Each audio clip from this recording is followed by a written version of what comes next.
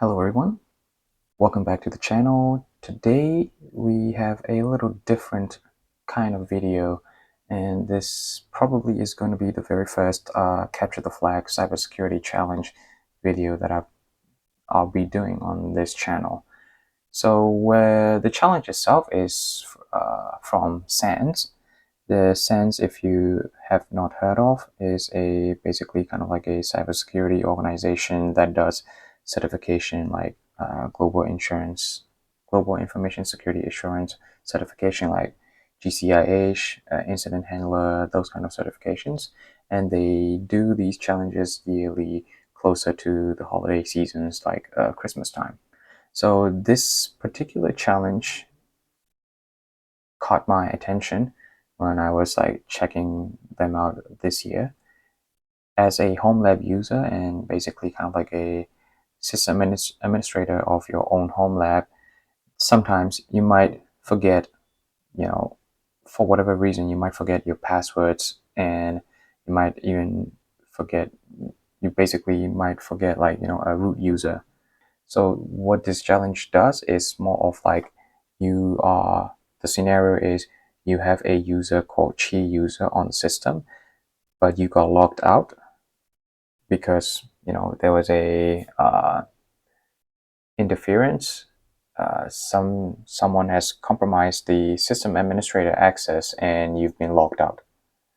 So the only thing you have is a shell session to the system, and you have to find out ways to escalate your privilege. Also, a disclaimer, I heavily used Gemini to solve this particular challenge. And I just want to say that I was wrong about AI. I've been kind of like being fatigued with all the AI hype around, the buzzwords in the profession, in the industry. But this is how you can use AI to kind of learn in your own home lab experiment.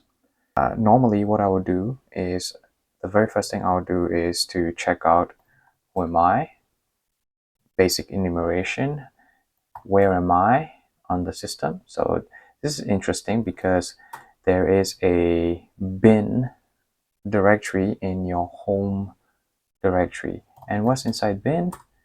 There is a runtoanswer. And if I do la bin, I can actually see that there is a symlink to the restore fire alarm, which the mission actually tells you that you need to run this. You need to be able to run this as a root user to restore access to basically complete the fire alarm system control and protect, whatever the neighborhood that the challenge is throwing at you. So basically, you need to be able to run this as a root user. And to do that, let's do some basic enumeration again. Let's see what's inside the environment variables. Nothing interesting. This is like the username, path. Okay, so there's a path variable that we can use. There's, oops.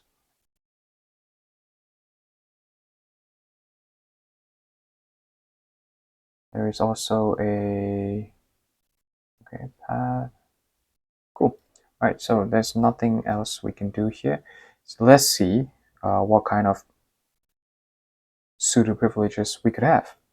So to do that, we just need to do like a sudo minus L switch.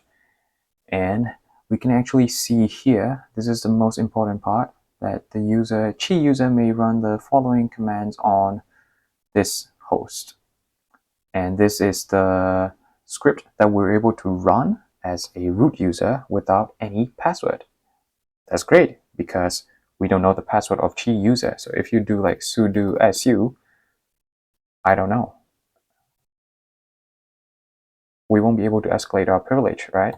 So the only way we can do that, the only way we can escalate our privilege would be to be able to do some path hijacking using this script. So let's take a look at this script.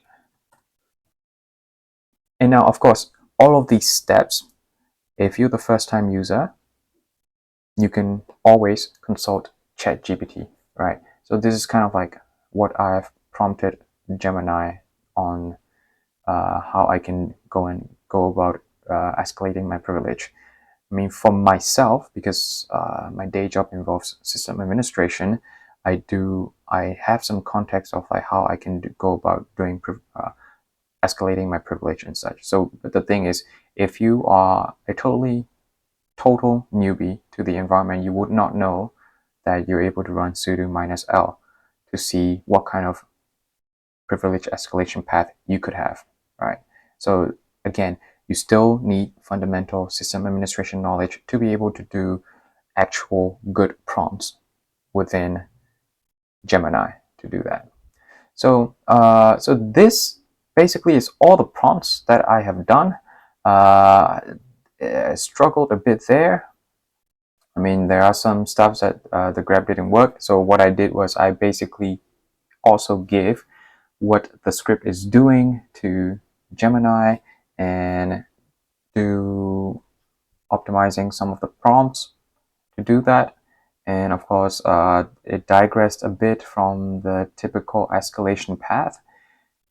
But as we go further down, I think around here. Yeah, okay, so here it is. So the breakthrough came in as I was prompting and see that the Gemini saw that there is a PS command that we're able to do hijacking on there. So what it advised me to do is basically to create like a fake path, basically a fake PS executable within that path to run it, to make it to run it to escalate the privilege to be able to restore the alarm system. So this is what it did, right? We're basically creating an executable called a bash script called PS in this path. If I do this, I should be able to cd into bin, and there will also be a PS bash script there, right? Is a shell script. So I just need to make it, oops, as an executable. Yep, okay. So if I just go and do this, I should be able to, there it is. So what just happened here is because, right, the system.sh actually has this ps command inside the script. And what we did was just to create like a fake ps command inside the bin that we have. And when we ran that actually calls this ps script, which is actually executing the runtoanswer symlink, which in turn execute the restore fire alarm, basically getting to our objective, right? So that basically helps us solve the challenge itself. So that's what the path hijacking looks like in this particular challenge. That was really an interesting challenge that I had, and I wanted to share with you. Now, just because we're able to, escalate our privilege as a home lab user, and I mean, like basically a cybersecurity kind of like channel, we also need to think of ways to detect this kind of attack. So what I did was to see if there's any kind of ways to detect this kind of attack using a seam. So I gave that prompt to Gemini, and there are several ways that we could go and do that. The very first one is to basically monitor the sudo execution logs The most direct way to detect this is by monitoring the sudo command itself, which is typically logged to like the var log secure or var log auth.log on a Linux system. And of course, depending on the context and the environment, what Gemini gave us is several ways that we can try and detect this kind of attack, right? But of course, we need to make sure that there is a central logging system, like a SI, the Security Information and Event Management System. Make sure that these logs are shipped properly to the scene first to be able to do any kind of detections. So these are some of the scenarios that the ChatGPT has given. So yeah, and I think one in this case, right, the way it fits is the unusual parent-child relationship that it was describing. We simply need to look for the home chiuser bin runtoanswer process or its target, and the etc fire alarm restore fire alarm executable having a parent process that is a system shell initiated by sudo, right? Either bin bash or bin sh, but whose execution flow actually came from an unexpected source, not a standard SSH or a cron job.